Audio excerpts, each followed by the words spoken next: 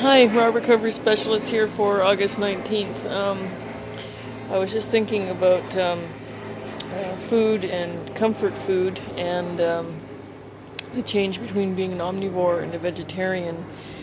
And part of the thing with comfort foods is it tends to be in the carb range, and that is sugar. And people don't often realize that carbs include breads and fruits and candy, sugar, and alcohol, which turns into sugar.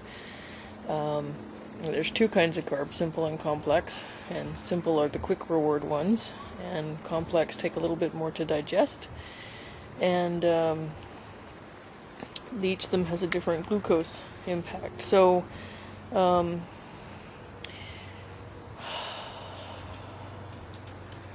food becomes a very complex relationship, and sometimes, like when you deal with comfort foods and like a lot of other behaviors, food can also be used as punishment or self-torture or self-punishment or reward. Sometimes the same item can be a comfort food.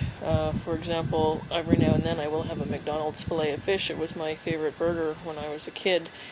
And so there are times when I feel like I need to get in touch with that inner child. But as an adult, the McDonald's actually grosses me out on so many levels that it's also a punishment. And so I'm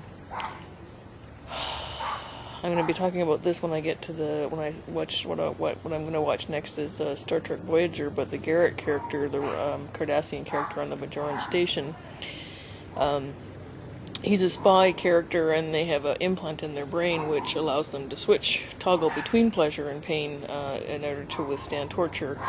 And so he, basically being in exile and among hostiles, turns it on, and then it stops working because he's had it on permanently, which really explains a lot of his amusement. And I think Garrick and Julian were one of the cutest Star Trek couples ever.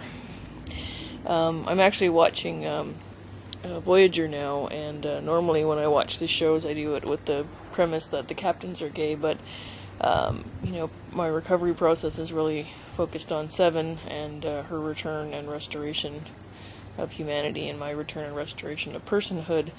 And so this watching of Voyager, I'm just assuming the captain is heterosexual and there's no subtext in the show, so it does actually change the meditations a bit when you change the assumptions going in.